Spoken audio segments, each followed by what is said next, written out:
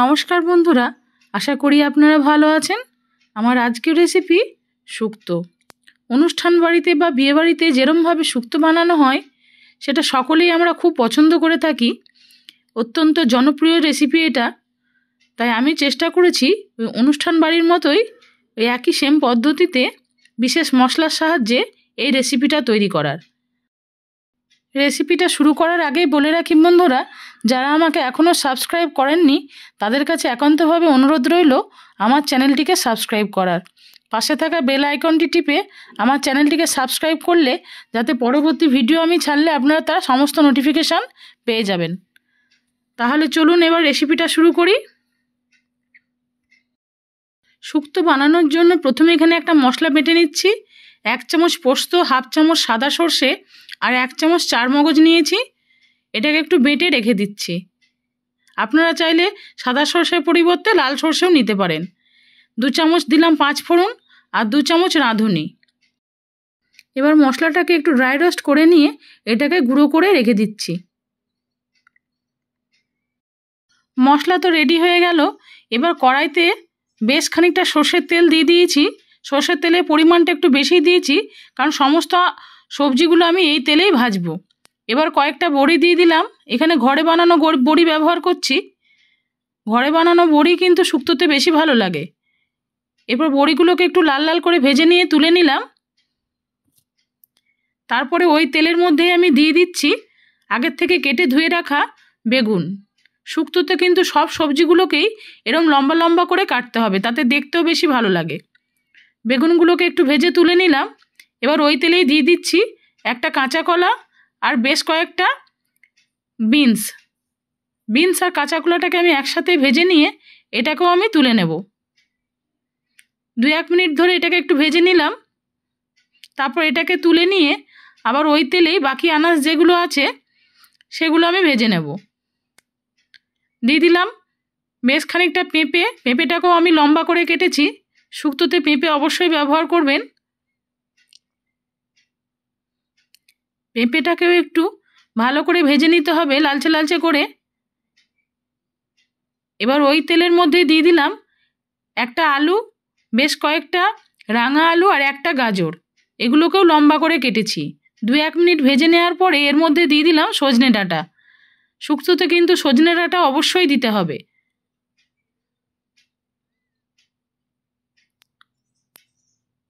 এই সবজিগুলোকে ভালো করে একটু ভেজে নিয়ে তুলে নিচ্ছি। শুক্তোতে বিয়েবাড়ির মতো শুক্তো রান্না করতে গেলে কিন্তু প্রত্যেকটা সবজিকেই আপনাদের এরম ভালো করে ভেজে নিতে হবে। দেখুন বন্ধুরা, ভাজতে ভাজতে কিন্তু তেল প্রায় শেষ হয়ে গেছে। ওই জন্য আমি আবার খানিকটা তেল দিয়ে দিলাম। এবার উচ্ছেটাকে শেষে ভেজে নিচ্ছি। ভালো করে উচ্ছেটাকে ভেজে নিয়ে উচ্ছেটাকে তুলে নিলাম। এবার আপনারা চাইলে এতে আরও কিছুটা পরিমাণ তেল ব্যবহার করতে পারেন, কিন্তু যেহেতু সব সবজিগুলোকে আমি খুব ভালোভাবে ভেজে নিয়েছি তাই আর তেল দিলাম না। এবার তেলের মধ্যে সামান্য একটু 5 ফোড়ন, একটা তেজপাতা আর একটা শুকনো লঙ্কা ফোড়ন দিয়ে দিলাম। 5 ফোড়ন আর শুকনো লঙ্কাটাকে একটু ভালো করে ভেজে নিয়ে এবার দিয়ে দিচ্ছি 1 চামচ মতো আদা বাটা। শুক্তোতে আদা অবশ্যই দিতে হবে, তবে আদা কিন্তু বেশিক্ষণ ভাজা চলবে না। 2-1 সেকেন্ড একটু ভেজে নিয়েই এর মধ্যে দিয়ে দিচ্ছি সর্ষে পোস্ত আর চারমগজের পেস্ট। মশলাটাকে 2-1 মিনিট একটু কষে নিয়ে এর মধ্যে দিয়ে দিচ্ছি সামান্য পরিমাণে একটু জল। 30-40 সেকেন্ড মশলাটাকে একটু কষে নিয়ে আমি এবার এর মধ্যে দিয়ে দিচ্ছি ভেজে রাখা সবজিগুলো। কেবলমাত্র বেগুন আর উচ্ছে বাদে বাকি সব সবজিগুলো আমি এর মধ্যে দিয়ে দিলাম। এবার গ্যাসের ফ্লেমটা কিন্তু লোতে রেখেই এই সবজিটাকে 2-1 মিনিট একটু ভালো করে ভেজে নিতে হবে। দেখুন বন্ধুরা, সবজি তো ভাজা হয়ে গেছে। এই সময় আমি দিয়ে দিচ্ছি পরিমাণ মতো লবণ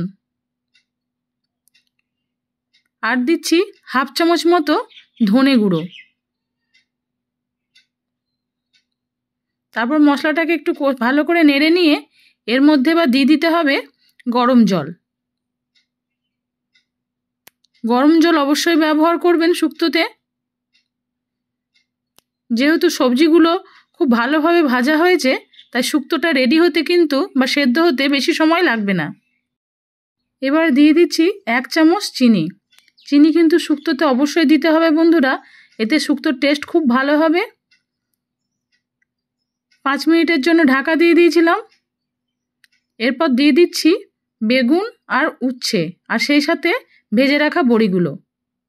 কয়েকটা বড়ি আমি একটু ভেঙেও দিচ্ছি, তাতে খেতেও বেশ ভালো লাগে শুক্তো। সবজিগুলো প্রায় সব সেদ্ধ হয়ে গেছে। এই সময় আমি দিয়ে দিচ্ছি 1 কাপ মতো দুধ।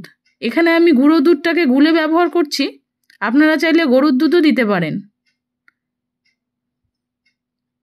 আবার অনেকেই নারকেলের দুধও এই শুক্তোতে ব্যবহার করেন, সেটাও ভালো লাগে। তবে গরুর দুধের টেস্টও কিন্তু শুক্তোতে খুব ভালো হয়। দুধ দেওয়ার পরে সবজিগুলো যেহেতু সেদ্ধ হয়ে গেছে, আমি আর ঢাকা দিলাম না, ঢাকা ছাড়াই আরও 2-1 মিনিট একটু ফুটিয়ে নিলাম, এতে বড়িগুলোও সেদ্ধ হয়ে যাবে।